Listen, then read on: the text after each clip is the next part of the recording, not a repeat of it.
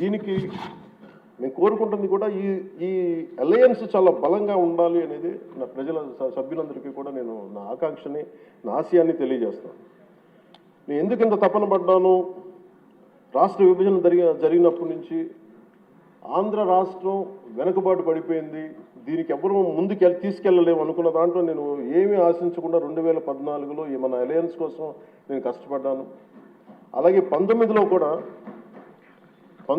కూడా ఉండాలని కోరుకున్నాం, అది పరిస్థితుల్లో కుదరలేదు. కానీ 24కి వచ్చేటప్పటికి నేను పార్టీ పరంగా అన్ని తగ్గి అన్ని రకాలుగా ఎందుకు పెట్టానంటే, ఇది నేను పార్టీగా గెలవడం కంటే కూడా నేను ఇండివిజువల్గా సాధించడం కంటే కూడా నేను కోరుకుంది 5 కోట్ల మంది ప్రజల ఆకాంక్షల్ని ఆశయాల్ని ముందుకు తీసుకెళ్లాలని నా తపన. ఇది ఎట్టి పరిస్థితుల్లో కూడా నేను కోరుకుంటుంది. ఇప్పుడిప్పుడే మనం చిన్నపాటి ఒక 1 పాయింట్ అభివృద్ధి చూసాం మనం ఇప్పటికీ. ఇది ముందుకెళ్ళాలి, ఇంకా మన ఆకాంక్షలను ఆశయాలు ముందుకు తీసుకెళ్ళాలి అంటే ఇది మనలో ఉన్న ఏమన్నా సరే చిన్న సవరణలు ఏదైనా చేసుకుంటే అందరం ముందుకెళ్ళాలి. ఈ ప్రభుత్వానికి, ముఖ్యమంత్రి గారికి బలంగా నిలబడాలని మనస్ఫూర్తిగా కోరుకున్నాను అధ్యక్ష. అలాగే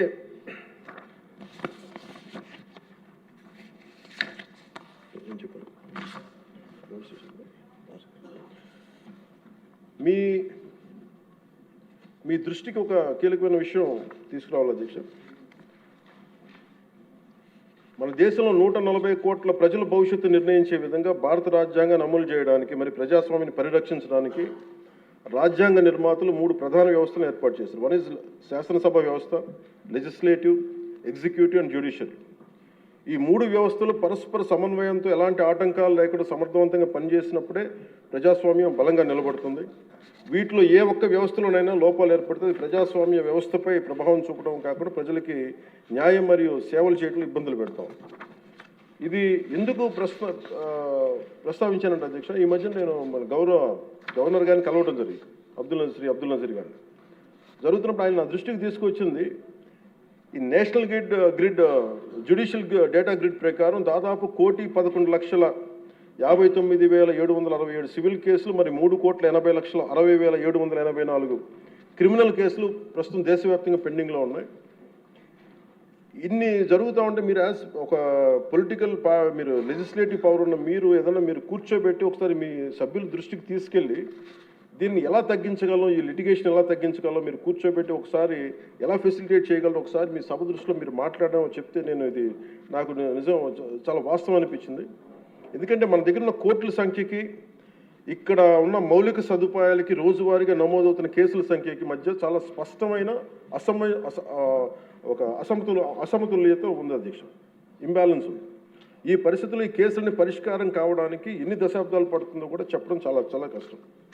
అందుకని ముఖ్యంగా మీరు కోర్టుల పరిస్థితిని చూస్తే కనీసం మౌలిక సదుపాయాలు కూడా అందుబాటులో లేని పరిస్థితి కనిపిస్తూ ఉంది. ముఖ్యంగా మహిళా అడ్వకేట్ల కోసం టాయిలెట్స్ కానీ సదుపాయాలు కానీ చాలా చోట్ల లేవు, కనీసం వాళ్ళ విశ్రాంతి గదులు కానీ. రోజుకి వేలాది మంది కోర్టులకు వచ్చి వెళ్తూ ఉంటారు, వాళ్ళకి తగిన మౌలిక సదుపాయాలు కల్పించడం కూడా చాలా అవసరం. అందుకే బడ్జెట్లో న్యాయశాఖకు తగిన నిధులను కేటాయించే బాధ్యత లెజిస్లేటివ్ వ్యవస్థ పైన ఉందని నేను మనస్ఫూర్తిగా భావిస్తాను. ఈ సందర్భంలో ఈ సంవత్సరం గౌరవ ఆర్థిక శాఖ మంత్రి పయ్యావుల కేశవ్ గారు ప్రవేశపెట్టిన ఈ బడ్జెట్లో దాదాపు 100 కొత్త కోర్టు భవనాల నిర్మాణానికి 349 కోట్లని కేటాయించడం చాలా మనస్ఫూర్తిగా అభినందిస్తాను. గతంతో పోలిస్తే కూటమి ప్రభుత్వం న్యాయశాఖ చాలా ప్రాధాన్యత ఇస్తున్నప్పటికీ కూడా సభ దృష్టికి నేను తీసుకొస్తే ఇంకా మనం చేయాల్సిన పనులు చాలా ఉన్నాయనిపిస్తుంది. ఎందుకంటే ఆయన చెప్పింది, ప్రత్యేకించి గవర్నర్ గారు చెప్పింది, ఒక్క కేసు ఒకళ్ళ మీద ఉంటే మనందరికీ తెలిసి అందరం దాదాపు ముఖ్యమంత్రి గారు చెప్తే సభలో ఉన్న ప్రతి ఒక్కళ్ళ మీద ఏదో ఒకలాగా కేసులు ఉన్నాయి. మన మీద కేసు పడింది లేదంటే సగటు ఒక మనిషి మీద కేసు పడిందంటే మన ఒక్కళ్ళ మీద పడినట్టు కాదు, మన కుటుంబ సభ్యుల మీద, మన చుట్టుపక్కల ఉన్న దాదాపు 10 మంది మీద పడద్ది. ఆయన అబ్దుల్ నజీర్ గారు చెప్పింది కూడా ఒక కేసుని మీరు ఒక వ్యక్తిగా చూడకండి, ఒక సమూహంగా చూడక, 10 మంది మీద ఇంపాక్ట్ ఉంటుంది. మీరు కోటి కేసులు ఉన్నాయంటే దాదాపు 10 కోట్ల మంది ప్రజల మీద ఇంపాక్ట్ ఉంటుంది.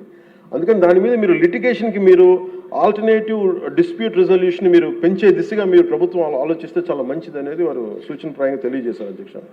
అలాగే కేసుల స్వభావం క్లిష్టతను బట్టి చిన్న చిన్న వివాదాలను ఏడీఆర్ సెంటర్ల ద్వారా పరిష్కరించేలా చర్యలు తీసుకుంటే కోర్టులపై ఉన్న భారం తగ్గుతుంది. ఇవే కాకుండా కొత్త కోర్టు భవనాల నిర్మాణం మాత్రమే కాకుండా ఇప్పటికున్న కోర్టులన్నింటిలో కూడా కనీసం మౌలిక సదుపాయాలు కల్పించడం అత్యంత అవసరం. ముఖ్యంగా టాయిలెట్స్ కానీ, తాగునీటి సదుపాయాలు కానీ, కంప్యూటర్స్ కానీ, సర్వర్స్ కానీ, నెట్వర్కింగ్ వ్యవస్థలు, డిజిటల్ రికార్డ్ మేనేజ్మెంట్ వంటి ఐటీ మౌలిక సదుపాయాలని అభివృద్ధి చేయాలి. అలాగే కోర్టులు మరియు జైళ్ల మధ్య వీడియో కాన్ఫరెన్సింగ్ వ్యవస్థలను విస్తరించడం, ఆటోమేటెడ్ కేసు నిర్వహణ వ్యవస్థలు అమలు చేయడం వంటి సాంకేతిక పరిజ్ఞానాలను ఉపయోగించుకోవడం ద్వారా విచారణ వేగాన్ని పెంచి ఖర్చులు కూడా తగ్గించవచ్చు. సో అధ్యక్ష, ఈ అంశంపై గౌరవ ముఖ్యమంత్రి శ్రీ నారా చంద్రబాబు నాయుడు గారి నాయకత్వంలోని కూటమి ప్రభుత్వం సమగ్రమైన ఒక చర్చ జరపాలని, అవసరమైతే గౌరవ గవర్నర్ మరియు సుప్రీంకోర్టు మాజీ న్యాయమూర్తులు అయిన జస్టిస్ అబ్దుల్ నజీర్ గారి విలువైన సూచనలు కూడా తీసుకుని ముందుకు సాగితే మరింత మెరుగైన ఫలితాలు సాధించవచ్చని సభ దృష్టికి నేను తీసుకొస్తాను.